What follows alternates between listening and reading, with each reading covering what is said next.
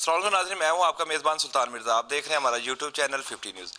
नाज़रीन, जैसा कि आपको मालूम है कि पूरे पाकिस्तान में इस वक्त जो है आज़ादी मार्च जो इमरान खान साहब पाकिस्तान के तहरीक इंसाफ कर रहे हैं, तो इस तमाम जो पाकिस्तानियों की मतवज्जा जो है वो उनकी तरफ है कि ये आज़ादी मार्च जो है ये कहाँ पर जाके अपना एंड करेगा। क्या आया कि जो मुतालबात जो खान साहब कर रहे हैं वो पूरे होते हैं कि नहीं होते, तो ये तो आने वाला वक्त बताएगा। लेकिन अवाम और जो अवामी नुमाइंदे हैं वो इस वक्त जो है वो पूरा अपनी जोर और ताकत लगा रहे हैं कि आज़ादी मार्च कामयाब हो।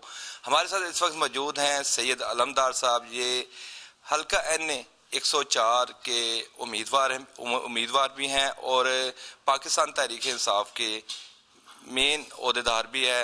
इनसे हम पूछते हैं कि जो आज़ादी मार्च इमरान खान साहब कर रहे हैं तो इसमें आपकी क्या एफर्ट्स हैं और क्या क्या तैयारियां आपने की हुई हैं। अस्सलाम वालेकुम। वालेकुम सलाम जी।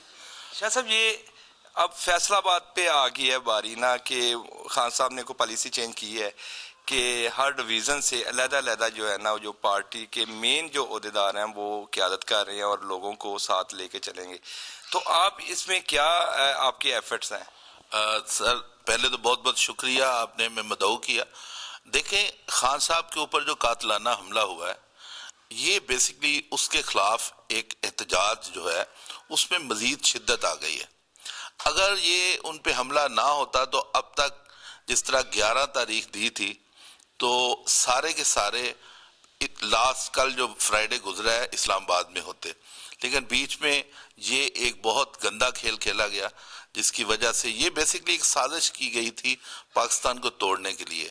लेकिन अल्लाह का शुक्र है कि अल्लाह ताला ने खान साहब को ज़िंदगी दी, वो इसलिए कि अभी उन्होंने इनका अभी इलाज करना है। तो मैं समझता हूँ कि उसकी तैयारियां जो हैं उनमें माशाल्लाह और ज़्यादा जोर पकड़ गई हैं। और आपको मालूम ही है कि असद उमर साहब 2 दिन से फैसलाबाद में हैं। एक दिन उन्होंने टोबा टेक सिंह में एक दिन गुजारा, आज वो जंग गुजारेंगे, कल इंशाल्लाह वो फैसलाबाद हमारे हलके में आ रहे हैं। हमारे सिटी की 4 जो हैं हलके उसमें कल उनका जुलूस निकलेगा और इंशाल्लाह एक बहुत तारीखी हम उनका इस्तकबाल कर रहे हैं। ज़िला कौंसल चौक में स्क्रीन लगेगी, वहाँ वो ख़िताब करेंगे और खान साहब भी उसमें ख़िताब करेंगे।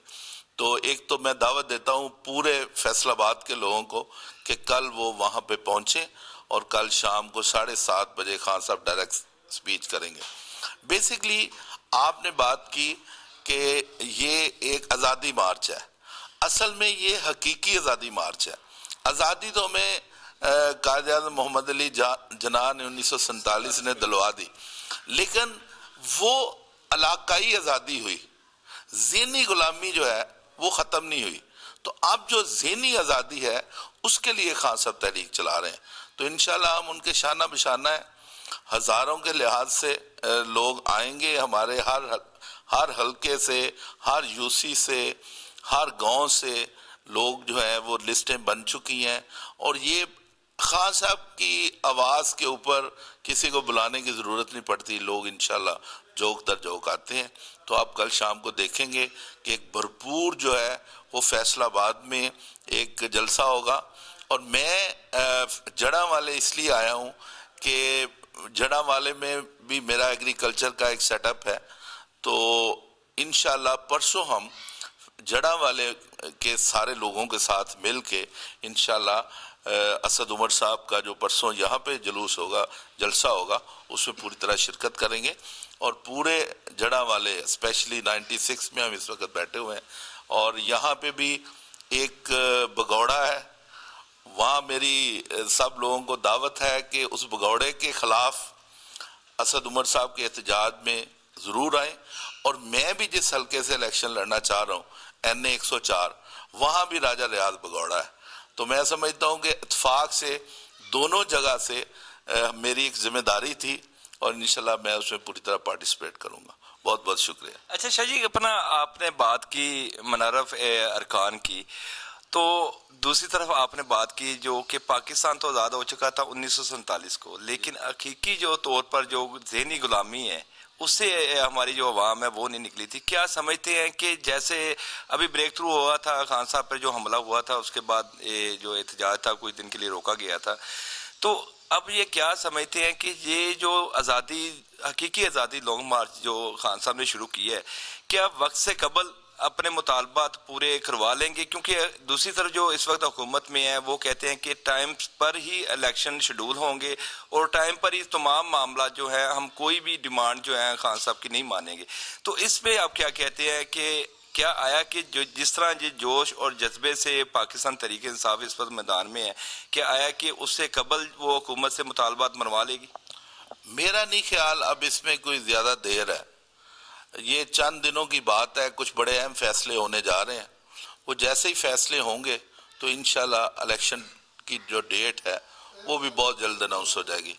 तो मैं समझता हूँ कि देखें, जब ये इतने बड़े जॉब के लिए कोई आदमी काम कर रहा हो तो उसमें वक्त कम ज्यादा कैलकुलेट नहीं होता। उसमें कैलकुलेट ये होता है कि आया एंड ठीक है। वो एक इंग्लिश का मुहावरा है, if and is well all is well. तो मैं समझता हूँ कि इसका एंड जो है वो इंशाल्लाह हकीकी आज़ादी मार्च ही होगा, खान साहब की ऐन मंशा के मुताबिक होगा, और अवाम जो है जो कि इतने सालों से पिसे हुए हैं उनकी मंशा के मुताबिक होगा। मैं फैसलाबाद चैम्बर का प्रेसिडेंट रहा हूँ, मुझे पता है पिछले 3 साल में इंडस्ट्री किस लिहाज से कितनी चली। मैं क्योंकि साथ एग्रीकल्चर से भी मेरा ताल्लुक है, तो मुझे पता है कि यहाँ ना जिम्मेदार को गंदम के पैसे मिलते थे, ना जिम्मेदार को गन्ने के पूरे पैसे मिलते थे, ना जिम्मेदार को कॉर्न के मतलब मकई के पैसे मिलते थे। राइस यहाँ पे ये भी हुआ है कि लोगों ने आलू यहाँ से लेके असेंबली हाल के बाहर जो है उनको आग लगाई है। लोगों ने गन्ने के खेतों के अंदर फसलों को आग लगाई है। तो अल्लाह का शुक्र है खान साहब ने इंडस्ट्री को भी चलाया, एग्रीकल्चर को भी चलाया, यहाँ जॉब क्रिएशन की, और अल्लाह के फजल करम से इंटरनेशनल लेवल पे बताया कि ग्रीन पासपोर्ट की क्या अहमियत है। और इंशाल्लाह खान साहब के दौर में एक बार पाकिस्तान फिर जिंदाबाद होगा, इमरान खान जिंदाबाद होगा और पीटीआई जिंदाबाद होगी। बहुत शुक्रिया जी, शुक्रिया शाह साहब। जी नाज़रीन, ये थे सैयद अलमदार, ये उम्मीदवार हैं हल्का NA 104 के, जिनसे आपने ये डिवीज़न लेवल पे जो खान साहब ने हदायत की है पार्टी को। अब फैसलाबाद डिवीज़न में असद उमर साहब हैं जो अवाम को लॉन्ग मार्च के लिए तैयार कर रहे हैं, उनको साथ ले जाने के लिए। तो उसकी तैयारियों में हर जो पार्टी अहदेदार है, वर्कर है, वो मसरूफ़ अमल है। तो देखते हैं कि आने वाला वक्त जो है वो क्या करवट अपना लेता है, कि आया कि जो कबल अज वक्त ऐलान होता है इलेक्शन का कि नहीं होता, या खान साहब के जो मुतालबात हैं उनको माना जाता है कि नहीं माना जाता। ये तो आने वाला वक्त बताएगा। अपना ख्याल रखिएगा। इसी के साथ अपने मेज़बान सुल्तान मिर्ज़ा और हमारी टीम को इजाज़त दीजिए। अल्लाह हाफिज़। पाकिस्तान जिंदाबाद।